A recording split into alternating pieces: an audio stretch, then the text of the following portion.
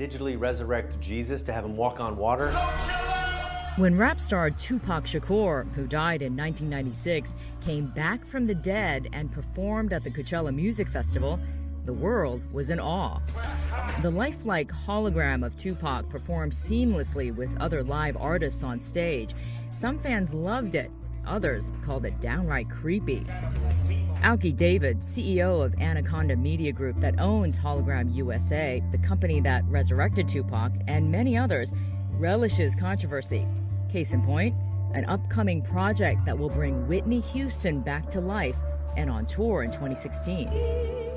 Without a doubt, it's generated a lot of interest and controversy, which we embrace. And we know that we are going to put on a great show, and that's what it's down to. It's down to putting on great entertainment. By the way, that's David's hologram I'm interviewing at Hologram USA Studios in Beverly Hills. Hello, May. Whoa! It is as if we are standing next to each other on the stage. I am physically on the stage, but this is a projection of you next to me. I can be in multiple locations doing exactly what I'm doing. Hologram USA can project just about anyone, anywhere, for any reason. Perfect example, Julian Assange, the WikiLeaks founder living in asylum at the Ecuadorian embassy in London. He appeared as a very vocal hologram at a conference in Nantucket last year. I'm very off about the interference in my family relationships and so on, and the hypocrisy. Holographic technology's potential is enormous in business, politics, and entertainment, but is it profitable? Hologram USA says yes for them and for performers.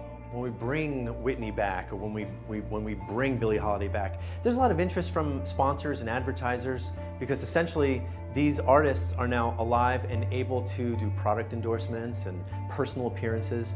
And when it comes to personal appearances, well, let's just say just about anyone can do it via hologram. A minister out of Clearwater, Florida wanted us to digitally resurrect Jesus to have him walk on water.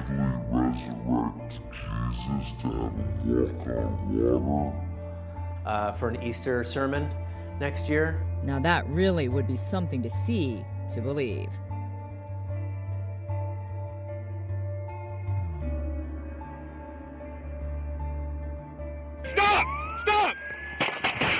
With the vehicle bearing down on him, Master Patrol Officer Matt Stacy fired his gun twice before impact. Officer Stacy was knocked to the ground, the vehicle traveling at an estimated 50 miles per hour. They just ran Stacy. Another vantage point from the officer who was chasing the suspect. Show me your hands! Move! Put your hands up now! Put your hands on top of your head. Do not move. 41-year-old Stacy Ann Bunzy popped out of the vehicle's sunroof and said she was God. Bunzy told officers, "Welcome to hell," before she was tased in the chest. Taser, taser, taser! Officers had to go in through the roof to get her out of the vehicle. Hands right now. Shot or what? Are you shot? She didn't get shot. No, okay. An unemployed Alaskan native, Bunzy is being held on nearly $80,000 bond. She's expected to be charged with 4 felonies and a misdemeanor, including assault and battery with a deadly weapon on a police officer.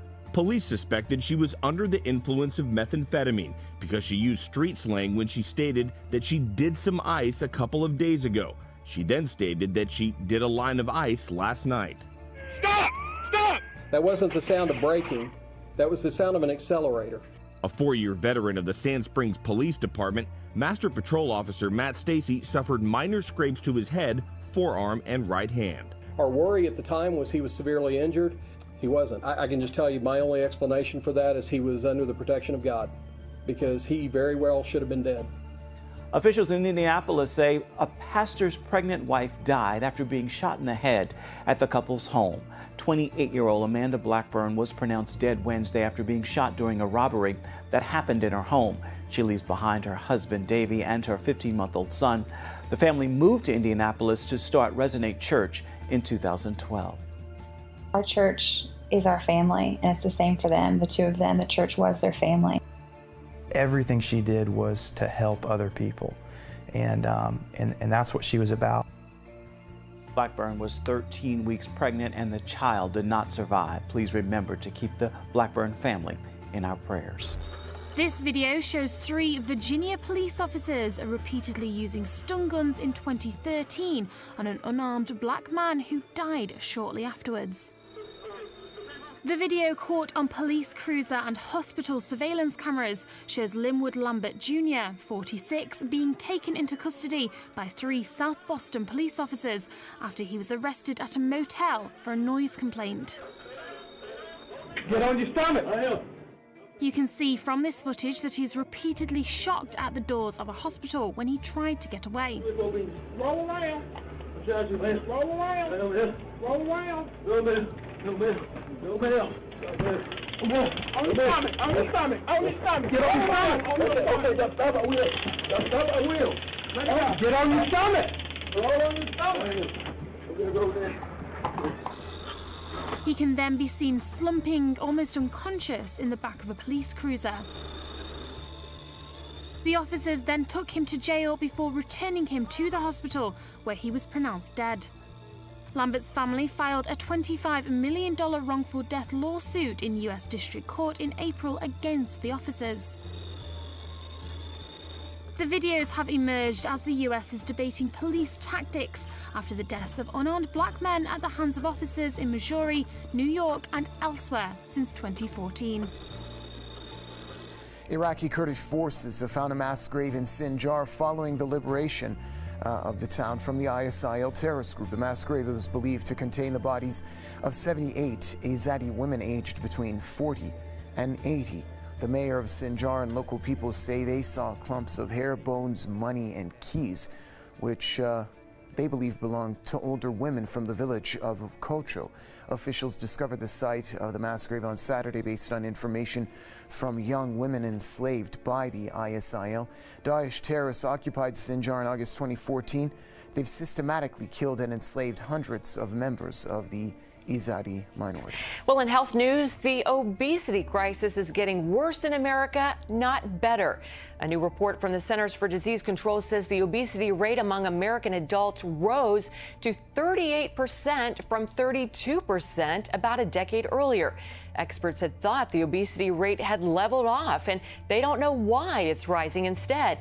The new report also shows women have a higher level of obesity than men, driven higher rates among female blacks and Hispanics. But there was some good news. The obesity rate in kids from 2 to 19 did not change that much. In Chicago today, there was a tragic revelation in the murder of a 9-year-old boy. Dean Reynolds is on that story. All week, Chicago has been asking why 9-year-old Tyshawn Lee was murdered in this alley. And now the police have supplied a horrifying answer. We believe that Tyshawn was targeted, lured to this spot, and murdered. Gary McCarthy is Chicago's police superintendent. Probably the most abhorrent, cowardly, unfathomable crime that I've witnessed in 35 years of policing. Tyshawn was on his way to his grandmother's on Monday afternoon when he joined others in the alley near her house. That's when the boy was swept up into a bloody feud here involving 2 rival factions of the same gang. His execution was the latest in a series of vengeful assaults going back months. Police say Tyshawn's father, Pierre Stokes, is an active member of one of those gang factions, and they believe that's the reason his son was targeted. Stokes himself agrees his son was intentionally killed. If he wasn't a target, he wouldn't have got hit so many times in the back and the face. You know what I'm saying? I think he was targeted. But he is not helping the cops solve the killing of his own son. Let me put it this way. We've tried to interview him at least twice. I can't even tell you what he said because he can't say it on TV, but he made it emphatically clear that he's not cooperating with us. This is Ghunwa Al-Mnajid. She looks like any other 22-year-old Syrian woman. She goes to Damascus University where she studies journalism. She has a part-time job as a freelancer with a local website. She lives with her sister, father and mother in this rented house in Old City of Damascus. But underneath this ordinary appearance lies a terrifying story. When we were kidnapped, the trip to where they took us is unforgettable, and how we escaped through tunnels and ran. I remember every small detail about my house and every memory, but the most unforgettable moment was when I woke up to a militant knocking on our door, and also when we returned to the neighborhood and found our house half destroyed. But Ghanwa wasn't alone in this ordeal. Her mother and sister were taken with her. Their father negotiated for months, having to sell all the little he has to save his family. I lost everything I once owned, but I got my family back, and that is what matters. Today, when I see how they are treating hostages now, I'm confident that I made the right decision. Abu Jihad is referring to a rebel video posted online. He watches it on his phone and could just imagine if his daughter and wife were still in that situation. The video shows dozens of hostages put in cages and used as human shields in the rebel stronghold of Douma city. The mother turns off the TV. She wants nothing to remind her daughters of what they have been through. I know some of the women who appeared in the video, and it breaks my heart. I'm happy that my daughter and I are out, but I can't help but think that we could still be in, and we would be in these cages. The girl continues studying in the hope of a better future, a future that many doubt could still happen for Syria. Slender Man. You might know that name by way of several girls. Yeah, they made headlines last year when they stabbed their friend 19 times, nearly killing her, all to appease Slender Man. He's a fictional online character that even their parents didn't know about. So how do parents stay ahead of what their kids are finding online? Good Morning Indian anchor Beth Vaughn found a solution. On Saturday, May 31st, 2014, a 12-year-old girl was stabbed. It's a story that left many of us scratching our heads. Why would you hurt your only friend? It was necessary. Who is Slender Man, and why did he have so much power over these two young girls? But the better question might be, how do we avoid this from ever happening again? As a parent, the first thing I would do if I were in that situation is look up Slender Man and find out what it was. But by that point, John Michaels knows it would be too late. How in the world do parents keep up in today's world? TVs, cell phones, tablets, kids have access to new information 24/7. Is that fast? So Michaels, a father of two with one more on the way, wanted to give parents a way to get out in front of the information. CarefulParents.com launched earlier this year. It's a social media-like forum for parents to learn and share what they know too. To give parents a resource so that if they're trying to educate themselves, they don't have to know what they're looking for. Right now on CarefulParents.com, alerts on new apps, one that's been linked to sexual assaults of children, and another that can open up your phone's camera to hacking. Warnings about text slang, meant to keep parents away from the real meaning of text messages, and a heads up on gangs.